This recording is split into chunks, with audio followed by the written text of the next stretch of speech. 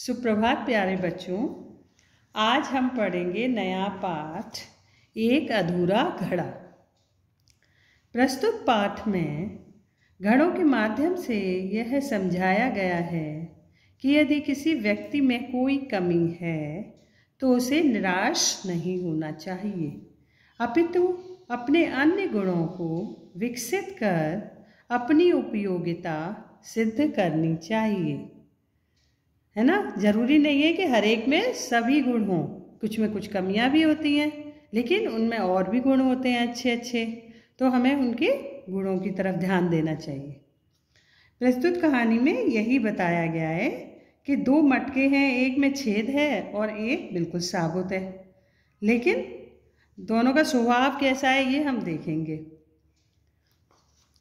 बहुत समय पहले की बात है कि किसी गांव में गोपाल नाम का एक गरीब व्यक्ति रहता था। उसके पास दो घड़े थे। उन घड़ों को उसने एक लंबे डंडे के दो किनारों से बांधा हुआ था। एक घड़ा था साबुत और सुंदर, परंतु दूसरे घड़े में कुछ छेद थे, जैसा कि आप पिक्चर में देख रहे हैं।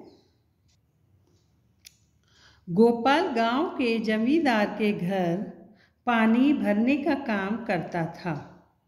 वह हर सुबह नदी के तट पर जाकर दोनों घड़ों में पानी भरता और ऊंची पहाड़ी चढ़कर मालिक के घर तक जाता था। जब तक वह वहां पहुंचता, छेद वाले घड़े में से आधा पानी रास्ते में ही बह चुका होता और बचा हुआ पानी भी गोपाल पौधों में डाल देता। साबुत घड़े को अपने ऊपर बहुत घमंड था।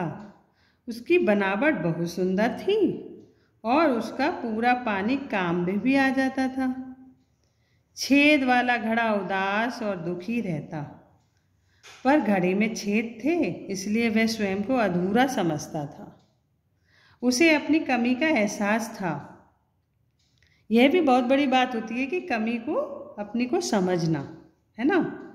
वह जानता था कि जितना काम उसे करना चाहिए वह उससे आधा ही कर पाता है। एक दिन छेद वाला घड़ा दुखी स्वर में गोपाल से बोला, मुझे अपने पर शर्म आती है, मैं अधूरा हूँ, मैं आपसे क्षमा मांगता हूँ। गोपाल ने उससे पूछा, तुम्हें किस बात की शर्म है?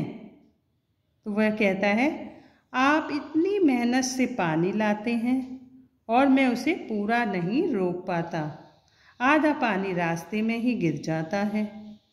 मेरी कमी के कारण मालिक को आप पूरा पानी नहीं दे पाते। छेद वाला घड़ा बोला। गोपाल को छेद वाले घड़े पर बहुत तरस आया। उसके हृदय में दया और करुणा थी। उसने प्यार से छेद वाले घड़े से कहा, आज जब हम पानी लेकर वापस आएंगे तब तुम रास्ते में लगे खूबसूरत फूलों को ध्यान से देखना।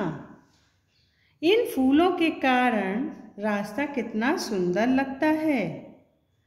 उस दिन छेद वाले घड़े ने देखा कि सारे रास्ते के किनारे बहुत ही रंग बिरंगे और सुंदर फूल खिले हुए थे। उन खूबसूरत फूलों को देखकर उसका दुखी मन कुछ समय के लिए प्रसन्न हो गया, परंतु जमींदार के घर के अंदर पहुंचते ही वह फिर उदास हो गया। वह परेशान था कि फिर से उसका पानी टपक गया था। छेद वाले घड़े ने फिर गोपाल से नम्रतापूर्वक माफी मांगी। तब गोपाल छेद वाले घड़े से बोला, क्या तुमने ध्यान दिया कि रास्ते में कितने सुंदर फूल खिले हुए थे? मैं तुम्हारी इस कमजोरी के बारे में जानता था और मैंने इसका फायदा उठाया। कैसे? मैंने रास्तों में फूलों के बीज केवल तुम्हारे कारण ही बोए थे। हर सुबह जब हम रास्ते से गुजरते थे तो तुम इन पौधों को पानी देते थे। पिछले 2 वर्षों से यही फूल हमारे मालिक के घर की शोभा बढ़ाते हैं। तुम जैसे भी हो बहुत काम के हो। अगर तुम न होते तो मालिक का घर इन सुंदर फूलों से सुसज्जित न होता। गोपाल की बात सुनकर अधूरा घड़ा मुस्कुराने लगा। उसे अपना महत्व जो समझ में आ गया था। तो बच्चों, देखा आपने कि उस घड़े में छेद थे, लेकिन उसके कारण बगीचा कितना सुंदर फूलों से भर गया था, है ना। वैसे हमें पौधों में छिड़काव करना पड़ता, पर उस घड़े के छेद की वजह से अपने आप ही सब पौधों में पानी डल जाता था। इसी तरह से हमारे जीवन में भी सब में कुछ न कुछ कमियां होती हैं, है ना।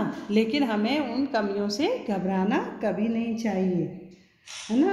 अधूरे घड़े की तरह हम सब भी अपनी कमियों पर काबू पा सकते हैं और अपनी जो कमी है उन्हीं को हम अपनी मजबूती भी बना सकते हैं। हमें ढूंढना चाहिए कि हम ये जो चीज़ है हम उसमें कैसे और अच्छाइयाँ ढूंढ सकते हैं, है ना। सभी में अपनी अपनी अच्छाइयाँ होती हैं, तो उनको एक्सप्लोर करना चाहिए। तो हमें कभी अपनी कमियों से घबराना नहीं चाहिए, उसको अपनी और अच्छी मजबूती बनानी चाहिए।